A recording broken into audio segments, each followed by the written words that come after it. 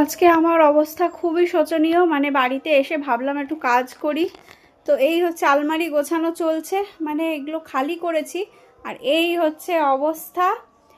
তো এগুলোকে আবার গুছিয়ে রাখতে হবে, আর পাচ্ছি না, সেই কখন থেকে লেগেছি।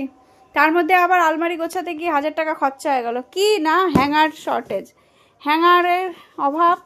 হ্যাঙ্গার এই যে অর্ডার করলাম, 2টো প্যাকেট এসছে, ওই একটা প্যাকেট আছে।